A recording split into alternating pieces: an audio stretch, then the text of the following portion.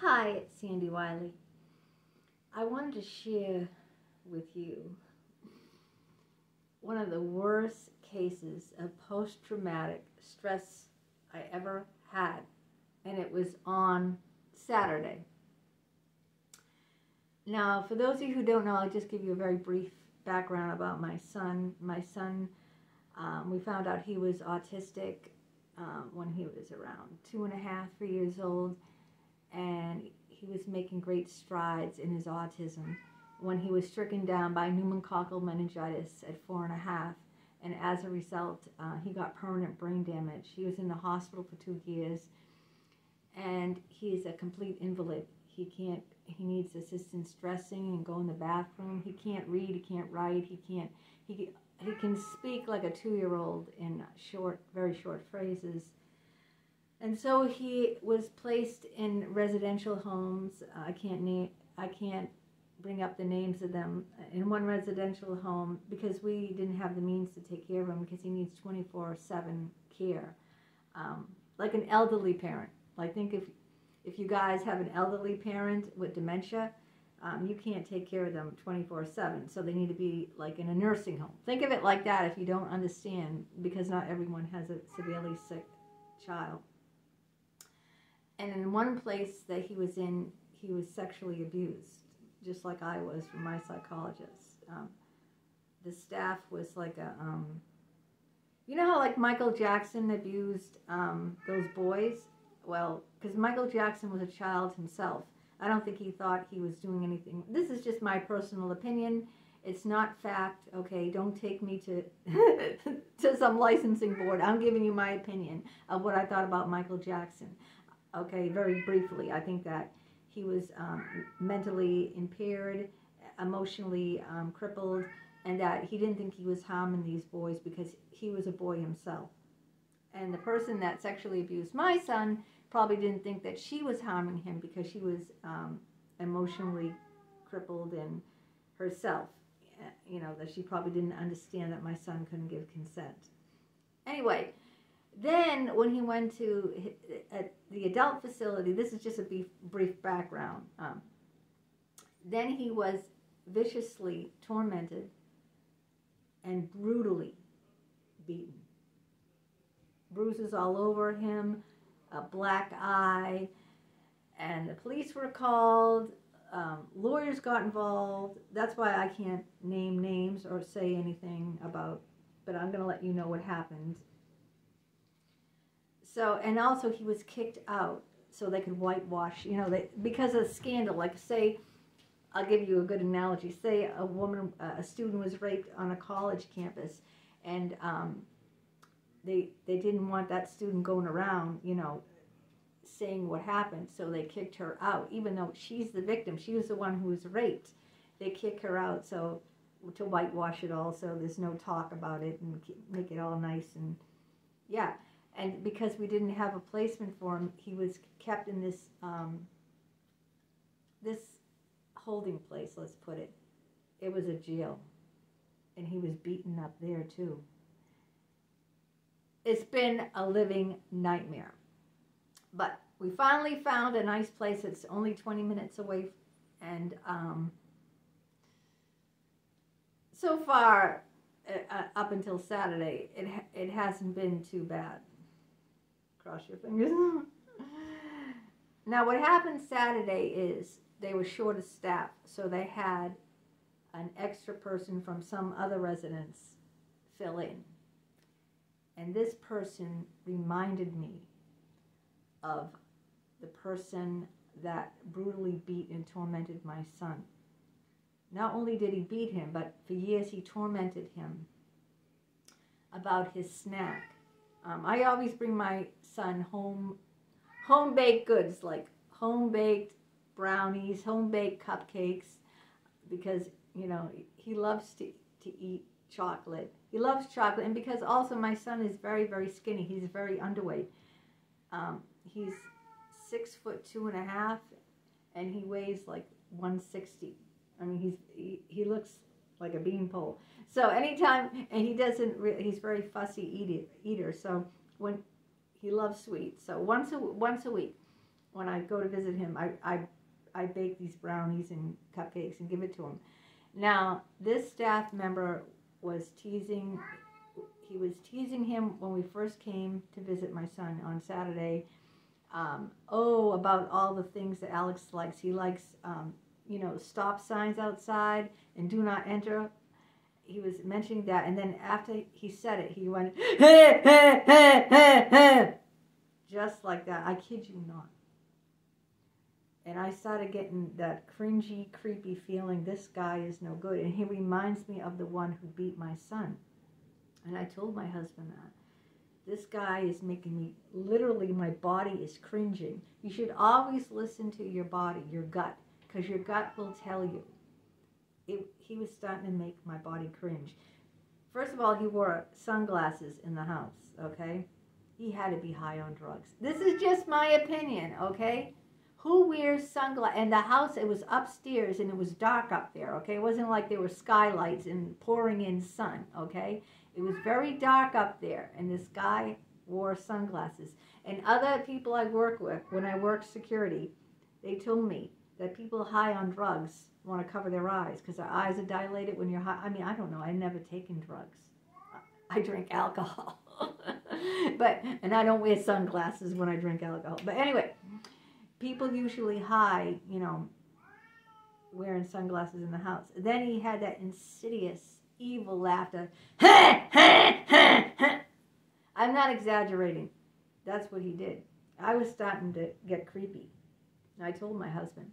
My husband said, go downstairs and give him his snack, and, I'll finish cleaning the room, because he was, cleaning up Alex's room a little bit. So I went downstairs. I didn't want to go down there alone, because this guy was creeping the house. He wasn't one of the regular staff. The regular staff called out. So this guy filled in. So when I got down there and I started giving Alex his cupcake, he started in on my son, tormenting him, just like the other person who beat him up and tormented him. Give me some of that snack. Oh, come on. I want a bite. Give me a bite. I was shaking. My whole body was convulsing. So I took my cell phone. First of all, I said, that's my son's snack. I didn't even look him in the face. I blocked my son and turned my back to him, and I said, that's my son's snack.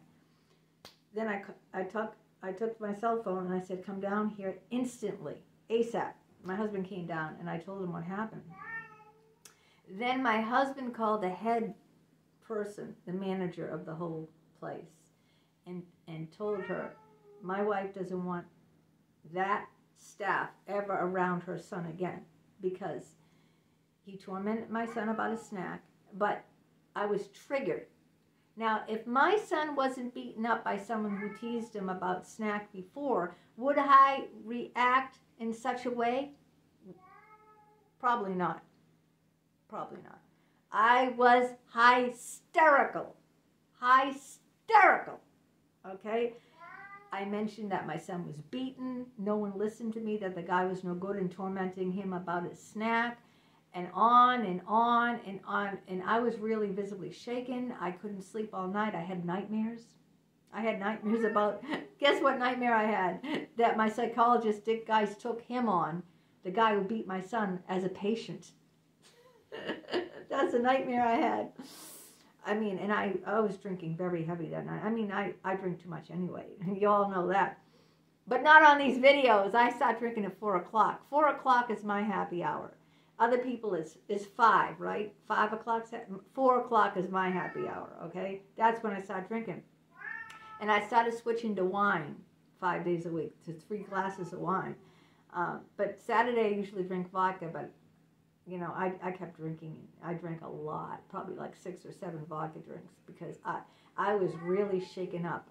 And I started screaming, and I said, I don't want him near my son. That hideous laughter, he was tormenting him about his snack.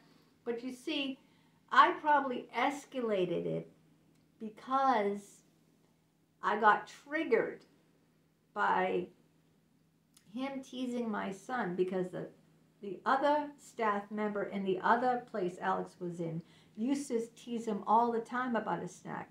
And that was the one who beat my son up. So also this guy's insidious laughter didn't help. You know, and he wore dark sunglasses inside a dark house. But I was clearly triggered, and I knew. I said, I'm triggered. I'm having, post-traumatic stress disorder. Right now, I'm having it on a scale of 1 through 10. It's like 100.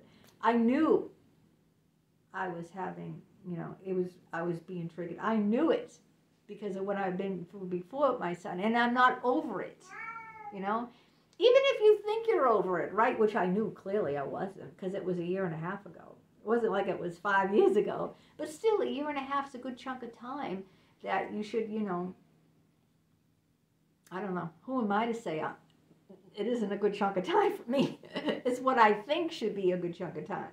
It's my judgment on myself that I should be healing somewhat by now, but I'm not healed at all. It's my own judgments and my own false perceptions. But I wanted to bring this on to show you that when you have suffered, even if you think you're over what you initially suffered, okay? It can be like, say, God forbid a man raped you and he wore like polo cologne, all right? And you walk into a bar and you start sniffing and you smell polo cologne. And right away you go into a frenzy because it reminds you, just the smell reminds you of the man who raped you. So even when you think you're over it, say it happened 10 years ago, right? And you just pick up on that polo cologne, right? And then someone else comes, maybe it's a friend, maybe your friend's boyfriend, or or something, or your brother's friend comes over the house, you know what I'm saying, and he has polo cologne on, and you start getting, creeped out, and you don't even know why. You might not even know it's because he's wearing, you might even not subconsciously, it happens subconsciously. You might not even be aware of it, like the guy's creeping me out, and you don't even know. See, that's what post-traumatic stress disorder does. Really, I'm still not over it. It happened Saturday, and I'm still badly shaken up about what happened, And the manager promised me that guy will never be with my son again.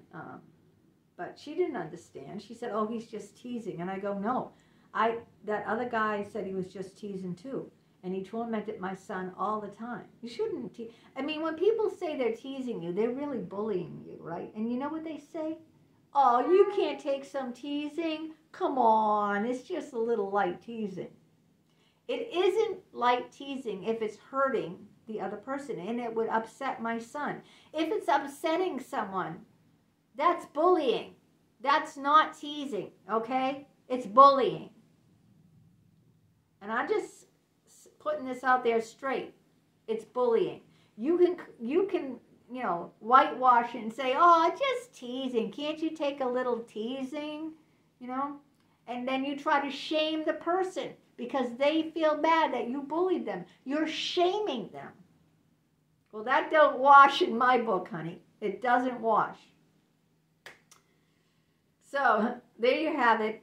I shared my story about what happened on Saturday and how I got triggered. But I knew I wasn't even over it. I'm not over what happened to my son.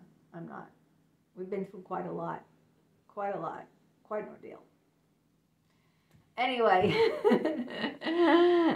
have a good day.